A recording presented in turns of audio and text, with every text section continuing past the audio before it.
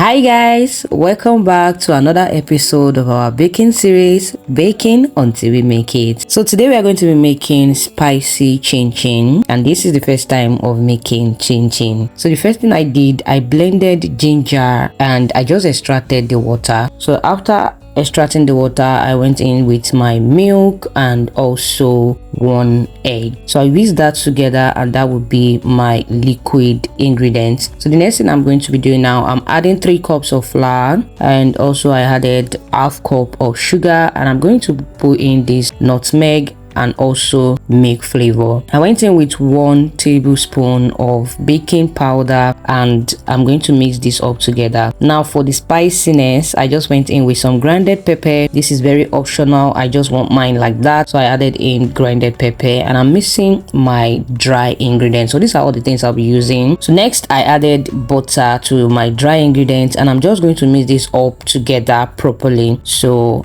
I mix that up, and this is what we have after the mixture. So if your flour is this crumbly, when you see your flour coming this way, you know your dry ingredient is ready and it's time for you to incorporate it together with the liquid ingredients. So I just made a hole in the center and I poured in my liquid ingredients into the dry ingredients bit by bit. You want to be careful, you don't want your dough to be too runny, you want to come out with a perfect consistency for the chin.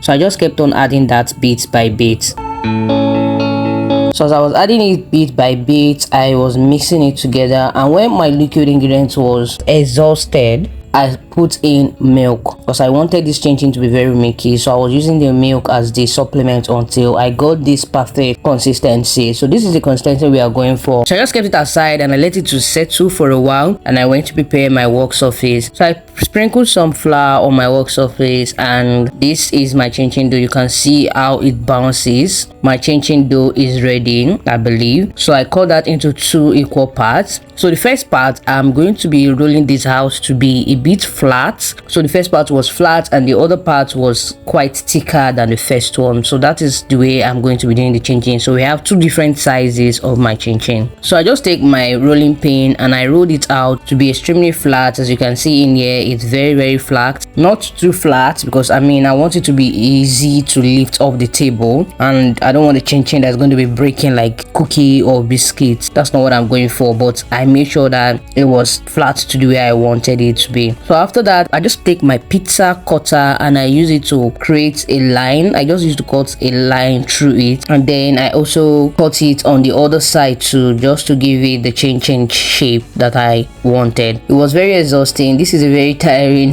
recipe, but I just kept going. Like, I didn't even mind what shape it was coming out. At some point some were bigger than the other, but as long as they get me through it, I'm good. So I just kept on cutting it that way, and after a while my chin chin is ready. As you can see, it's not sticking together thanks to the little bit of flour I put on my work surface. So I just packed this up together in a plate and I'm going straight into frying this. So before now, I've already put my oil on fire and it was heating up. So the oil was not too hot, neither was it too cold. It was just perfect for the chin chin, because I don't want my chin chin getting burnt. So I added in my chin chin bit by bit, and later I just decided to go in with it all at once. Don't worry, it didn't come out bad at all. It was actually just fine. So I poured that all in and I stirred it up together, and I waited for it for about 5 to 7 minutes, and my chin chin was brown, crispy and ready. I don't know why, but sometimes I try to figure out why my chin chin is always soft. I feel like maybe it's because of the butter that is in it. I really don't know, but there are some chin chins that I've eaten and they are very hard. Though I do not want that kind of chin chin, but sometimes I would want to have an experience of how to make the hard chin chin. So this is the second batch of the chin chin. This is more thicker. I cut it, I made sure that I roll it. It wasn't as flat as the first one, and even despite the fact that this one was thicker, it wasn't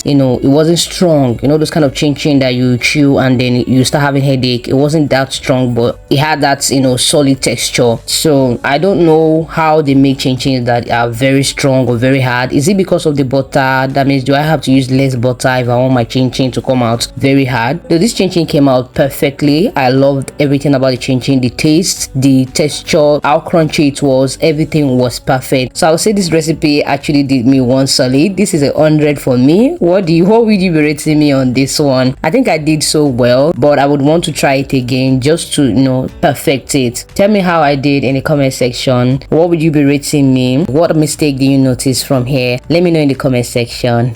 Hit the like button, subscribe to the channel, and I'll see you in our next baking series, baking until we make it. Bye guys.